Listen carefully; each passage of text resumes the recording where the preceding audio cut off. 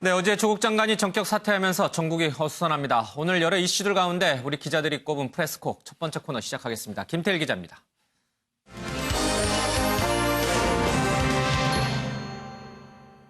조국 장관의 갑작스런 사퇴를 두고 여러 해석이 분분합니다. 일단은 크게 세 가지로 나눠볼 수 있겠는데요. 검찰개혁의 밑그림을 그렸으니 자신의 소임은 다 했다는 거 하나 하고요. 자신으로 인해 국렬이 분열되고 지지율이 하락하면서 더 이상 정권에 부담이 돼서는 안 되겠다는 거 또 하나일 텐니다. 그리고 가장 중요한 가족 문제입니다. 이제는 본인이 가족을 돌보지 않으면 안 될 상태까지 왔다고 판단했을 겁니다. 그런데 말입니다. 여기서 또 중요한 이유가 있었습니다. 조국 장관과 친분이 두터운 주진우 기자가 한 말인데요.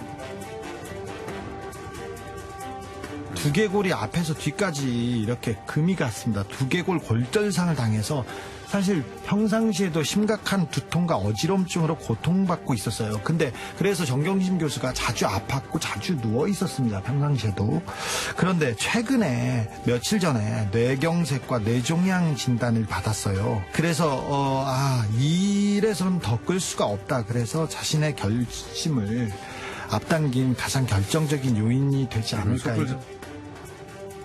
건강이 좋지 않다고 알려진 정경심 교수에게 뭔가 큰일이 난 듯합니다. 김태일의 프레스코, 조국 장관의 사퇴 진짜 이유는입니다. 네, 얼마 전 조국 장관이 휴일에 미술관 관람을 하고 저녁 식사를 같이 했다는 시사인의 주진우 기자가 오늘 정경심 교수의 뇌종양 진단 사실을 언론에 공개를 했습니다. 김태일 기자, 네. 이 뇌종양 진단 부분은 사실 확인이 된 겁니까? 일단 정경심 교수 측 변호인과 통화를 해봤는데요. 예. 며칠 전에 MRI 검사를 한 것은 맞고 이때 뇌종양, 뇌경색 진단을 받았다고 합니다. 예. 그런데 아직 이게 이제 심각한 정도인지는 진단 결과가 아직 안 나와서 알 수는 없고요. 어제 이제 정 교수가 이제 검찰 조사를 받다가 조 장관 사퇴 소식 이후에 바로 귀가를 했는데 이게 자택이 아닌 병원으로 가서 진료를 받았다는 겁니다. 근데 이제 뇌종양, 이 뇌경색 진단을 받은 건 어제는 아니고 한 며칠 된 걸로 알려지고 있고요. 검찰에는 아직 이제 진단서를 제출하진 않은 걸로 파악되고 있는데 정 교수는 그럼에도 이제 필요한 조사는 다 받는다 이런 입장이라고 전해왔습니다. 예, 뇌경색, 뇌종양 사실은 뭐 가벼운 감기 같은 질병은 아니니까요. 아주 중한 병인 것은 틀림이 없습니다. 이런 상황에서 검찰 조사를 받을 수 있을지 뭐 여러 가지 얘기들이 흘러나오고 있습니다. 김근희 기자, 네. 정 교수가 어제 검찰 조사를 받는 도중에 조국 장관의 전격적인 사퇴가 있었어요. 그 얘기를 아마 전해 들었을 텐데, 자, 뭐 자신의 몸도 아픈 상황에서 남편의 전격적인 사퇴 소식을 들었던 정경심 교수 어떤 반응을 보였습니까? 네, 더불어민주당 김정민 의원이 오늘 한 라디오 프로그램에서 관련한 내용을 전했는데요. 그 발언에 따르면 이 정 교수가 조 장관이 사퇴했다는 소식을 듣고 조사를 받다가 상당히 충격을 받았다. 그래서 펑펑 울다가 병원으로 갔다는 얘기를 들었다고 김종민 의원이 밝혔습니다. 그렇다면 이 정 교수도 조 장관 사퇴를 모르고 있었다는 얘기냐라고 묻자 일단은 그렇게 봐야 한다고 답하기도 했습니다. 김종민 의원도 전해 들었다고 밝히기는 했습니다만 원래도 정경심 교수의 건강 상태가 좋지 않았던 것으로 알려졌는데 여기에 더해서 조국 장관의 사퇴 소식까지 전해지면서 검찰 조사 당시에 상당한 정신적 충격까지 받은 것으로 현재 알려지고 있습니다. 예. 자, 육체적인 아픔 거기에다가 정신적인 충격까지 더해져서 어제 정경심 교수가 펑펑 울면서 병원에 입원했다. 김종민 의원이 전한 말이군요. 정 교수가 SNS에 박노해 시인의 시를 올리기도 했어요. 그렇죠? 네, 그렇습니다. 이 정 교수가 본인의 페이스북에 글을 올린 건 어제 저녁 9시쯤입니다. 그동안 페이스북에는 언론 보도에 대한 대응을 주로 해왔는데요. 어제는 그대에게, 우리에게, 그리고 나에게라는 말과 함께 이 박노해 시인의 시를 인용했습니다. 조 장관, 가족, 그리고 스스로에게 보내는 메시지로 풀이가 되는데요. 내용은 이렇습니다. 이 누구도 산정에 오래 머물 수는 없다. 삶은 최고와 최악의 순간들을 오르내리며 가는 것. 절정의 시간은 짧다. 최악의 시간도 짧다. 이런 구절이 담겨 있는데요. 남편이 장관으로 지명된 이후 시작된 검찰 수사, 그리고 그렇게 오른 장관직에서 결국 남편이 내려오자 그간의 심경을 표현한 것으로 보입니다. 마지막엔 그러니 담대하라. 어떤 경우에도 너 자신을 잃지 마라. 이런 구절이 있는데요. 자신과 가족들에게 하고 싶은 말이 아닐까 싶습니다. 그러면서 정 교수는 감사했습니다. 라는 말과 함께 글을 마무리했습니다. 천국의 기쁨도 짧다. 지옥의 고통도 짧다. 그러니 담대하라. 어떤 경우에도 너 자신을 잃지 마라. 뭐 박노해 시인의 시긴 합니다만은 여러 상징적인 의미가 아마 조국 장관 또 부인 정경심 교수에게는 있지 않을까 싶습니다. 얼마 전에 탁현민 전 행정관도 박노해 시인의 시를 인용해서 조국 장관에게 응원의 메시지를 보낸 바가 있는데 알겠습니다. 윤 의원님, 천국의 기쁨도 짧다, 지옥의 고통도 짧다. 그러니 담대해라. 어떤 경우에도 너 자신을 잃지 마라. 자신의 신체적인 여러 가지 이제 뭐 뇌경색이나 뇌종양 문제도 있고요. 또 정신적 충격도 받았던 정경심 교수가 남편을 위로하는 의미에서 이 시를 올렸을까요? 남편이 위로하기보다도 오히려 자신에 대한 거 아닐까요? 자신에 대한, 네, 예. 남편은 그 다음이고 지금 정경심 교수 본인이 지금 그 불구속 기소 상태지만은 어차피 구속 영장이 청구될지도 모르고 예. 사법 절차에 따라서 재판을 받아야 되는 입장인데 거기에 나는 위축되지 않겠다. 뭐 이런 좀 각오를 보여준 거 아니냐. 물론 뭐 남편에 대한 것도 있습니다만은 예. 부부간에도요. 남편은이나 각자는 자기부터 챙기고 배우자거든요. 예. 그래서 저는 정경심 교수가 자신의 심경을 표현한 거다 이렇게 생각합니다. 예. 네. 자, 조국 교수도 그렇고 정경심 교수도 그렇고 아마 살아오면서 가장 큰 위기를 맞고 있는 이 순간에 박노해 시인의 시로 스스로를 좀 다잡는 그런 모습을 보였다. 알겠습니다. 김태일 기자, 지금 부인 정경심 교수뿐만 아니라 이 모친도 굉장히 몸이 안 좋다는 얘기가 들려와요?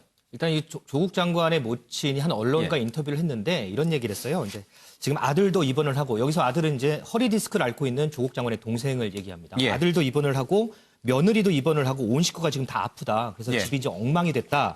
그리고 아들이 사퇴를 하니까 꽃도 보내주고 문자도 보내주고 하더라. 조국 지지 촛불 집회에 감사하고 있다. 이런 얘기를 전했는데 지금 이 조국 장관 모친이 현재 웅동학원 이사장을 역임을 하고 있습니다. 근데 이제 웅동학원도 지금 검찰 조사를 이제 받는 단계지 않습니까? 그래서 이사장이기 때문에 혹시 모를 검찰 수사를 지금 대비를 하고 있다고 하고요. 예.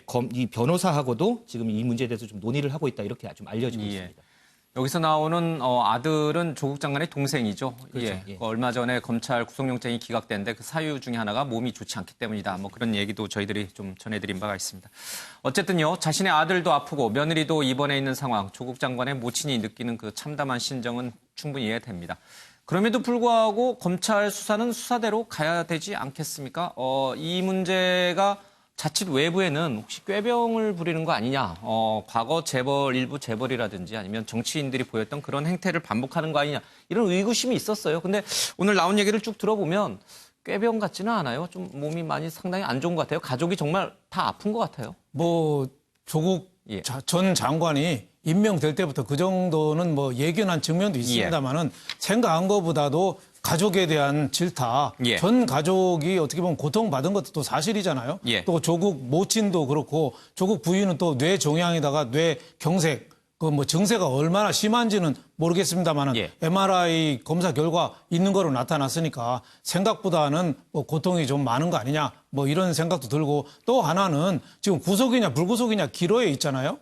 내 몸으로 내가 구속하면 내가 감당할 수 없다. 이런 무언의 검찰에 대한 의사표시다. 저는 이렇게 받아들여집니다. 예. 잠시 뒤에 이 정경심 교수의 구속 여부, 이 부분은 조금 더 다뤄보도록 하겠습니다. 자, 앞서 김태일 기자가 소개해드렸습니다만 어제 조국 장관의 사태는 크게 세 가지 이유에서 이뤄진 것이다. 이런 얘기들을 많이 합니다. 뭐 본인이 소임을 다했다는 의미도 좀 있을 것이고요. 또 문재인 대통령 또 정권에 주는 부담감을 좀 덜기 위해서 그런 것도 있고. 그러나 어제 이 발표문의 주 핵심을 차지하는 것은 가족 문제였어요. 그렇죠? 가족 걱정을 많이 하는 그런 내용들이 상당히 비중이 컸는데 지금 정경심 교수가 아프다는 얘기까지 나오니까요. 아마 그 부분에 더 힘이 좀 실리는 것 같아요. 사퇴한 주 근거가 되는 게 바로 가족 때문이었다. 이렇게 봐야 되겠군요. 네, 그렇습니다. 어제 입장문에서도 이 솔직한 감정적인 부분을 표현한 부분이 예. 가족 문제였는데요. 오늘 아침에 이 주진우 기자가 본인이 들은 조 장관의 입장을 직접 전하기도 했습니다. 같이 들어보시겠습니다. 조국 전 장관이 이 부인 기소를 어떻게 받아들였습니까? 본래 조 장관은 공직도 장관 자리도 원치 않았어요. 그런데 처음에 부인이 기소될 마당인데 부인이 검찰에 불려오거나 기소되면 이게 장관을 하는 게 말이 되느냐면서 적절하지 않다면서 안 하고 싶어 했어요. 장관을 원치 않았지만 그런데도 본인이 아니면 검찰개혁을 누가 하겠느냐 이 생각으로 버텼다는 얘기를 했는데요. 애초에 이 부인에 대한 수사 그리고 검찰의 기소를 두고 고민이 많았던 것으로 전해집니다. 그런데다가 이 말했던 것처럼 부인의 건강 상태가 최근 악화가 되면서 결정적인 역할을 한 것으로 보이고요. 앞서 이 조 장관이 압수수색관 검사와의 통화 외압 논란에서도 이거는 뭐 아픈 아내를 위한 일이었다. 이건 인륜의 문제다. 이런 얘기를 했는데요. 같은 맥락에서 내려진 결단 아닌가 싶습니다. 예. 자, 가족이 모두 만신창이가 돼서 가족을 이제는 돌봐야겠다. 가정으로서, 남편으로서 또 이 가족을 돌봐야 될 책임이 있다. 이 부분이 가장 큰 사태의 변이다. 일각에서는 핑계대는 거 아니냐. 또 이렇게 왜곡된 시선으로 보는데 장관이 물러난 마당에 이런 장관의 솔직한 속내는 우리가 있는 그대로, 액면 그대로 받아들이는 것도 좀 나쁘진 않을 것 같기도 합니다. 검찰개혁 소임을 다했다라고 하는데 일부에서는 과연 그럴까? 개혁안 밑그림을 발표했다고 다 한 것인가? 최소한 국감이 끝날 때까지는 있어야 되는 것 아닌가? 내지는 또 연말까지는 좀 있었어야 되는 거 아닌가? 이런 얘기들을 하시는 분들도 있어요. 이 부분은 어떻게 보십니까? 일단 어제 조국 장관이 발표했던 그 입장문을 보면 장관으로서 단 며칠을 일하더라도 검찰개혁을 위해 마지막 저의 소임은 다 하고 사라지겠다는 각오로 하루하루를 감당했다 이렇게 밝혔습니다. 그러니까 그동안의 과정 자체도 어떻게 보면 버텨왔다라는 식으로 표현을 한 당장 거거든요. 그만두고 싶었지만 버텨왔다. 그렇습니다. 그런데 이제 왜 하필 어제 이 사퇴를 결정했냐라고 하면 어제 개혁안 발표가 있지 않았습니까? 그러니까 자신은 어쨌든 이 개혁안을 발표한 것만으로도 버티고 버텼던 상황에서 소임을 다했다 이렇게 판단을 한 것으로 보이고요. 또 어제 입장문에 보면 이런 표현이 있었습니다. 자신은 검찰개혁을 위한 불쏘시개에 불과하고 불쏘시개의 역할은 여기까지다 이렇게 표현을 했는데요. 그러니까 이제 불쏘시개가 불을 떼기 전에 먼저 이 지피는 용도로 사용이 되는데 이제 본인이 어쨌든 이 기틀을 마련했기 때문에 이후의 과정들은 어떤 후임자가 오더라도 이 문재인 정부 하에서 충분히 이루어질 수 있을 것이다. 이런 믿음도 함께 담겨 있는 것이 아닌가 이런 해석이 나오고 있습니다. 자, 의도했든 의도하지 않았든 결과적으로 보면은 검찰 개혁이라는 방아쇠를 당기는데 조국 장관이 결정적 역할을 한 것은 부인하기 어려운 사실인 것 같습니다. 김태일 기자, 대통령과 이 정권의 부담이 되기가 어려웠다. 그동안 이 공정을 외쳤던 문재인 정부 상징적인 존재였는데 사실 그 공정을 가장 먼저 배반한 것도 역시 조국 장관이었다. 이런 부담이 상당히 컸어요. 일단 조국 장관 입장에서는 최근 발표된 이 문재인 대통령의 지지율, 역대 최저치로 떨어진 문재인 대통령의 지지율과 더불어민주당과 자유한국당의 격차가 완전히 이제 붙어 있는 그런 형국이지 않습니까? 본인 입장에서는 이렇게 지지율 하락도 아마 마음이 아팠을 겁니다. 본인으로 인해서 광장이 둘로 나눠지고 국론 분열이 있고 이로 인해서 이 정부와 여당의 지지율이 하락이 되고 인기가 떨어지는 것들이 마음이 아팠을 텐데 이 조국 장관은 이제 초대 민정수석입니다. 당시에 이제 인수위도 없던 시절에 본인이 먼저 임명이 돼서 이 정부와 함께 출발을 함께 한 인물이거든요. 그렇기 때문에 이 문재인 정부를 생각하는 이 충정도 아마 이 사퇴의 이유 중에 하나지 않을까라는 생각을 좀 해봅니다. 조국 장관을 떼놓고 문재인 정부를 생각할 수 없듯이 조국 장관의 치명상은 곧 문재인 정부의 치명상으로 사람들에게 인식이 됐고 그 결과가 지지율 하락으로 이어졌습니다. 아마 이 부분도 가족 못지않게 조국 장관의 마음을 굉장히 괴롭혔던 모양이에요. 그렇죠. 가족 문제나 그 검찰 개혁 문제는 미리 좀 예견됐던 문제잖아요. 가족 문제도 장관 임명할 때 어느 정도 계속 나왔던 얘기잖아요. 검찰 개혁 문제도 조국 전 장관에 대한 여러 가지 비리 의혹이 제기될 때마다 검찰 개혁을 명분으로 내세운 측면이 있어요. 근데 지금 지지도 떨어지는 거는 새로 나온 객관적인 사실이거든요. 아마 경질인지 자진 사퇴인지는 시간이 좀 더 흐르면 알려지겠지만 아마 바꿔야 된다는 거를 주장하거나 조국 장관 입장에서는 이 데이터가 제일 중요하지 않았겠느냐. 지지도가 41.4%로 문재인 대통령 지지도가 제일 바닥으로 떨어졌고 자유한국당하고 더불어민주당 차이가 0.9%포인트면은 거의 다 붙었어요. 우리나라 역대 대통령 보면은 임기 3년 차에 마의 3년 차라고 하거든요. 그때부터 정권의 힘이 급속도로 떨어지는데 지금 10월 3일부터 광화문 광장, 물론 서초동에도 나온 사람이 있습니다만 그 사람들이 요구사항이 굉장히 강했잖아요. 문 대통령한테 직접 하야, 탄핵 이런 거칠은 얘기도 오가고 중도층들이 또 많이 나왔으니까 아이고 이거 잘못하다가는 정권이 흔들리겠구나 이렇게 생각해서 저는 조국 장관에 대해서 모양을 갖추어주면서 자진 사퇴를 만들어주지 않았느냐. 그래서 저는 옛날 6.29 선언 생각이 나요.